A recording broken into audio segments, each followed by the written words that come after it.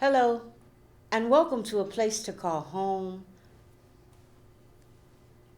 Y'all got to do it over. Ain't seeing nothing on the screen. Hello, and welcome to a place to call home. It's our weekly series where we talk about everything. My name's Portia Evans. My guest live in studio with me today is Sherry Broussard, and Sherry Broussard comes around often. She's an author, she's an activist in the community, and today we're here to talk about Black History Month. It is that time of year again, and Sherry, welcome to the show. Thank you. I appreciate it, Ms. Portia. Thank you for inviting me. I understand we have a big program scheduled, and it's going to be happening here in the city. When is it going to happen? Sunday, February the 21st at 3 o'clock p.m. at the Clifton Chenier Center. This is our 8th or 9th year doing it at the Clifton Chenier Center. I've had programs everywhere I've ever been. I've left a little bit of Black history. Right. The last big arena I had was the University of Louisiana at Lafayette. Mm-hmm. I almost said Southwestern. Now, Black History Month, of course, they give us the month of February, and it's been going on for years and years. I'd like to address that. Okay. I was at a church program, and I heard the lady say, well, they give us this little month. That's sort of not quite accurate. It was the father of Black history that chose that month. Okay. To be our month. Carter G. Woodson. Carter G. Woodson, thank you. Carter G. Woodson, who founded Black History Week. And later, sometimes in the early 70s, it was expanded to Black History Month. But he's the one who chose that month, and I'll tell you why. It was to honor President Abraham Lincoln, who is credited with freeing the slaves, and it was the birthday month of abolitionist Frederick Douglass. Okay. That's why that month was chosen. And Okay. there are a lot of abolitionists born in that month. So it's a very important month. We can have Black history 12 months a year. That's right. It's up to us. But this one was specifically set aside by Carter G. Woodson. And so I'm very proud of it. I never complain about it, and I think we ought to celebrate it, being that it's there, and it is a legal holiday. I can't remember, I think it might have been President Johnson who signed it as a regular legal holiday month. And there are other nationalities that have months as well, but this one is the most widely known and most widely celebrated. So, And we're going to celebrate here in Lafayette. we are. And the title of your program is The Reason Why We Sing. Yes, every year there's a national theme for Black History Month, but I like keeping it on a local level too, so that we can learn a lot more about us as a people and about our people that live in and around us. We sing a lot here. We sing in all of our churches. We have singers in the schools. We have programs where we have community choirs. But sometimes we're singing the song. I thought it would be fascinating to know the history of those songs. So I did some investigating. And A lot of those songs brought us over. it did. And that's what the program will highlight. And if you missed this one, oh my goodness.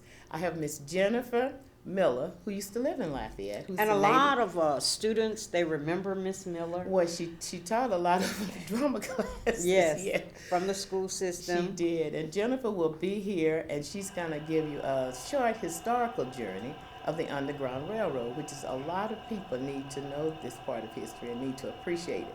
The songs are very important because they were sang as part of the Underground Railroad. Mm-hmm. Now, this is not by any means a full story of our history or a program that will tell you everything, but hopefully it will spark so much interest that you will want to learn more about. Not enough what our hours people in a went day through. to tell the whole story. Oh my God, girl, no. But we're going to highlight as much as we can. I have local choirs that's going to sing and participate. We have an artist. I always have an artist as part of the exhibit. We have Jennifer, who of course will take you through a live tour of this thing. I mean, it's better than a play, and she's a one-woman act, so you have to see it. It's fascinating. I know you've seen it, Ms. Yeah. Portia, so you can witness that I'm telling the truth. And the songs I have, You selected some of the songs? To research, yes, I did. Okay. But the choirs agreed to learn them or sing them. Most of them we know, and I'll give you a tiny little hint. Although I'm not really, this one we are not particularly doing, but one that is very beloved across this nation is Amazing Grace. Amazing Grace. Now that's an interesting story. Amazing Grace was written by a captain of a slave ship. Mm-hmm. And he had this tragedy happen to him at sea. I don't have time to tell you guys the whole story, but check it out. His name is John Newton, and he's credited with writing Amazing Grace. Everywhere you go, everybody knows that song. In 2006, there was a musical written on him called Amazing Grace. Okay. And it tells the story of John Newton and how he lost his family and his travel on his voyages to pick up the slaves and sell them and that kind of thing. And he had an awakening after he lost everything. And he wrote Amazing Grace and was grateful that God did not take his life. He changed from being a captain on a slave ship to an abolitionist who was fighting for the freedom of the slaves. So Amazing Grace is a beautiful song that tells a beautiful story, and we love singing. It's very uplifting. Would you not agree? Oh, I certainly would agree. All 3 verses is just phenomenal. So we're looking at the background of stories like that. Another one, this one, I think this particular one, it was written by a slave himself. And some of the ones that I'm highlighting were written by slaves. And so it's important that we keep these stories in the forefront, except every time I feel the spirit and those kind of things. So these songs have been around a long time, songs like Wade in the Water and those types of songs. And there were reasons back in the day for those songs. Right. And that's what Jennifer and I, with this connection, every time I do a program, there's a reason behind it as far as education goes, because I always say that the programs, yes, they're educational.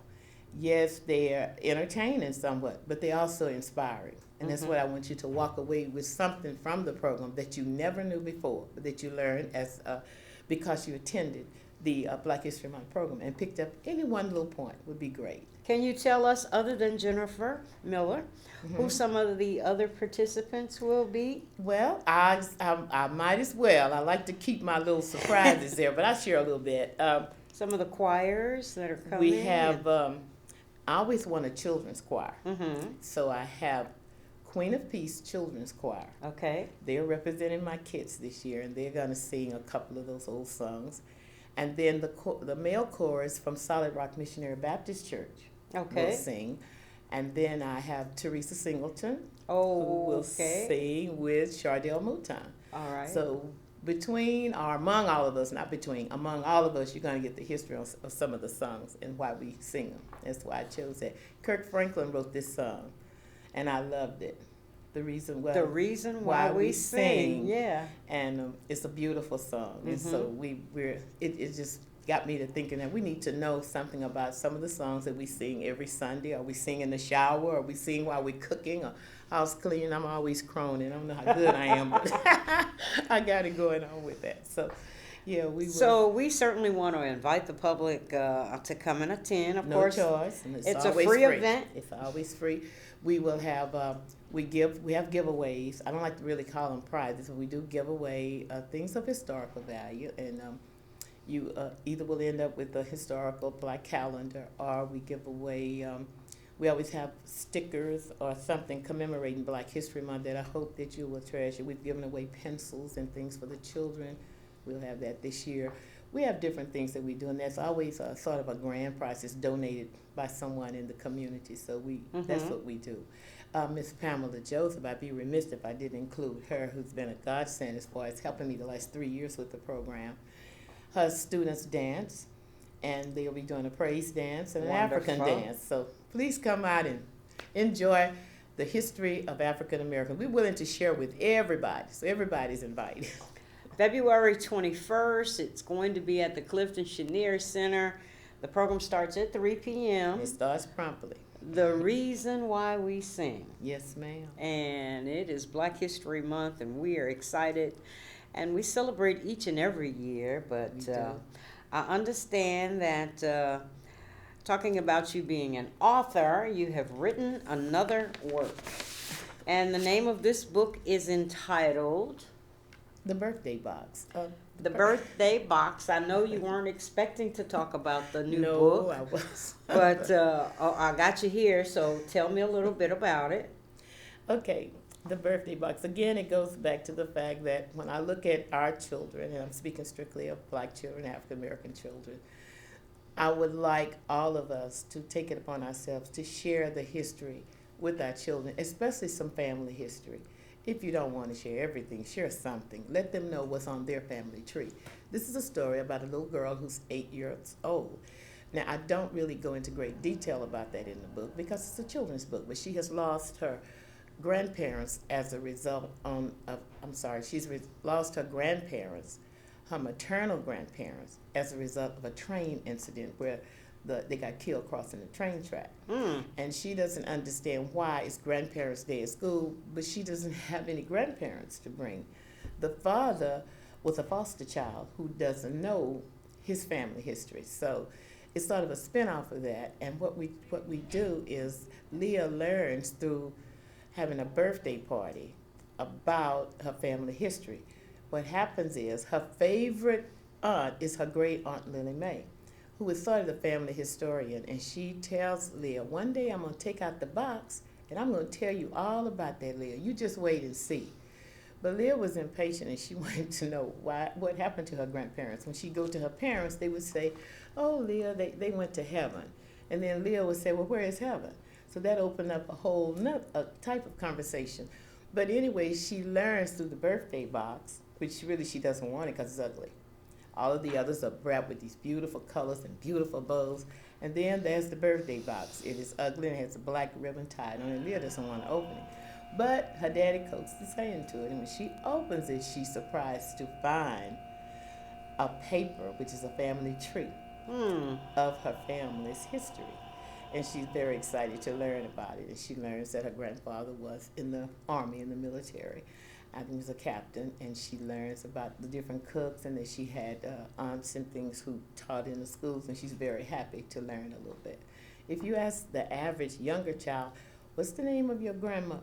Mama. What's the name of your grandfather? Papa. Well, no, what's his real name? They're going to repeat that. They're going to look at you. At least teach them your real names. And the book speaks again to the point that we should always share our history, especially our family history. Right, so they will know that what they come from, that the roots are strong, and that they can do things in life because others before them succeeded. So that's and Sherry, I always say that the best lessons I learned in my life were from my grandmother. Of course. And I think about some of the stories that she used to tell me, some of the things that she used to tell me that used to sound ridiculous back then. But you had some experiences, huh? But today, it makes sense. I can see why. You know, she told me certain stories, you know, and I would often just look at this woman amazed. Well, they're our walking history. They're our encyclopedias. And every time we get a chance to talk with them, we should.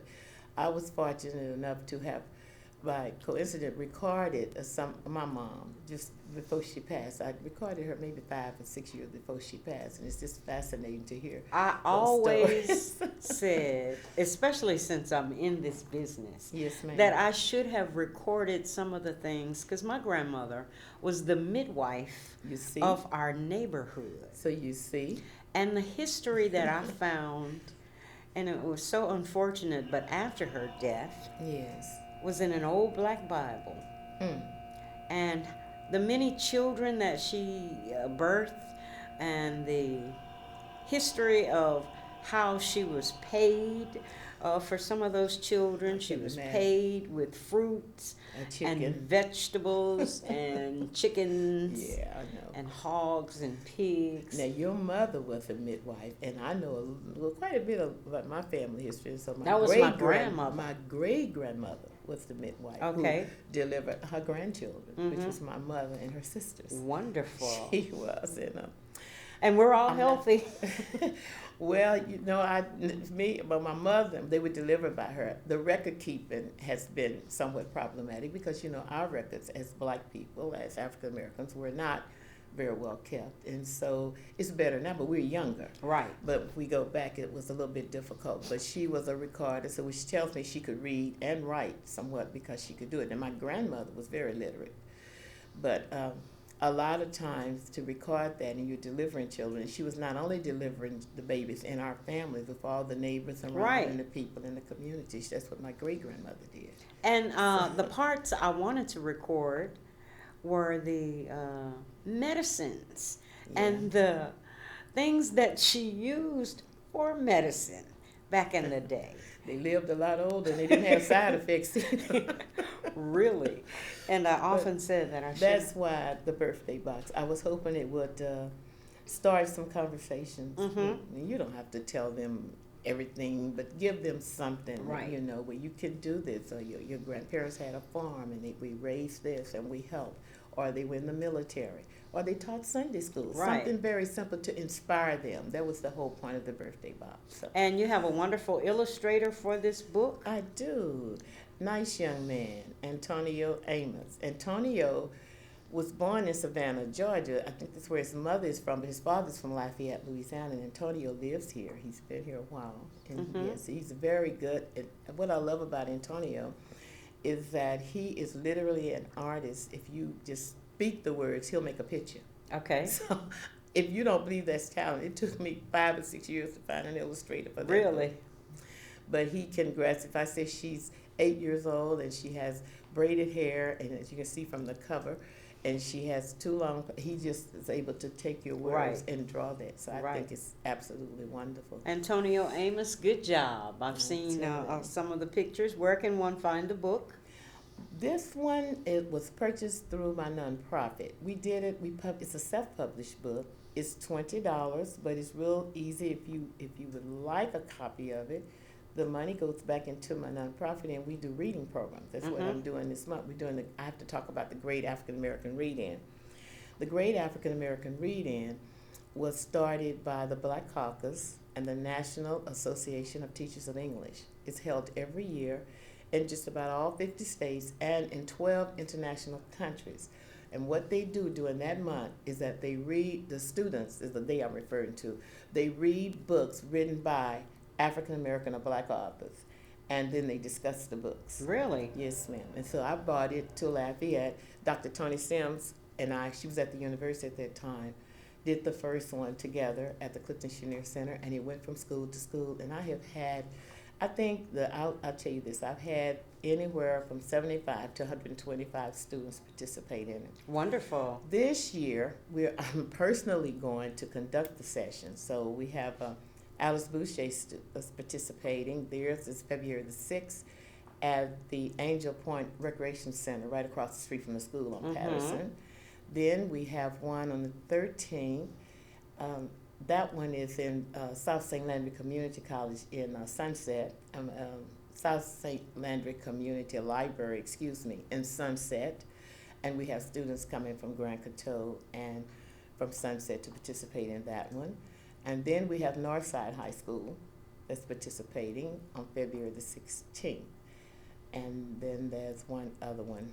1, 2, 3, I've probably forgotten one. But Immaculate Heart of Mary. Okay. I knew there was another. They will be participating. I think theirs is on the 22nd or something like that of February.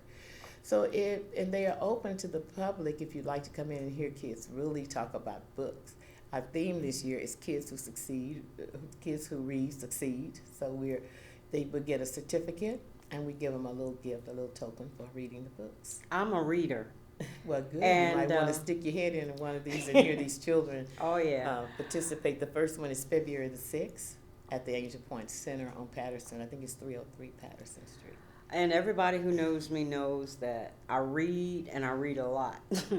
That's how we learn, Miss Portia. That's how we learn our history. That's how we learn a lot of things. I just read. Okay. Me too. I just avid read. Always have been.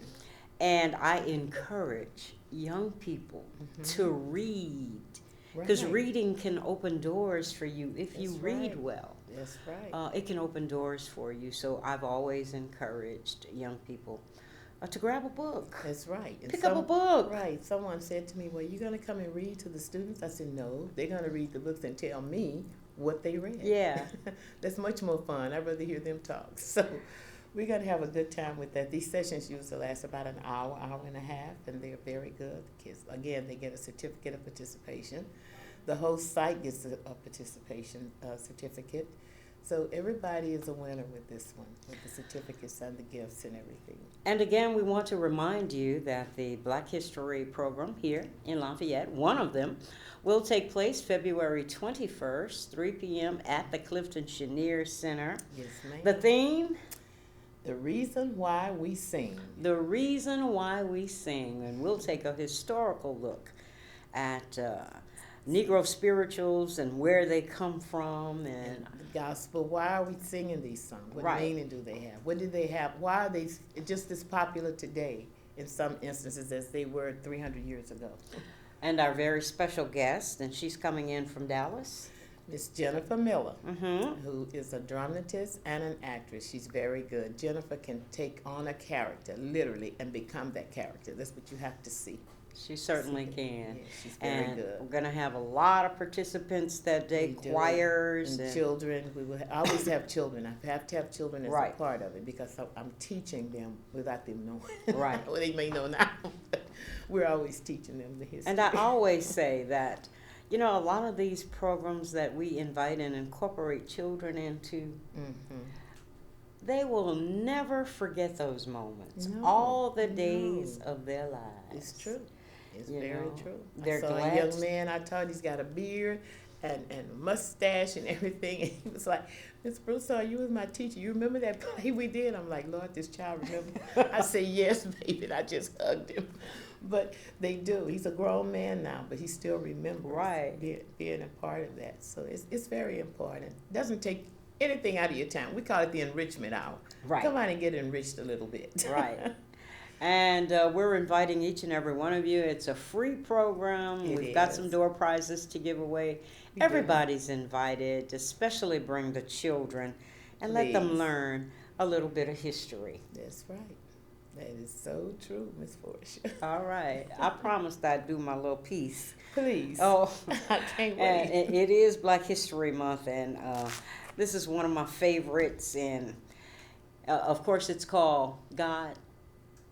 Why'd you make me black? Why'd you make me black? I know that one. It's revisited. Okay. And a little girl fell on her knees and she said, God, why'd you make me black? God, why'd you give me these big old eyes, these big old lips, this big old nose, and these big old hips? God, why'd you make my eyes brown and not the color of the sky?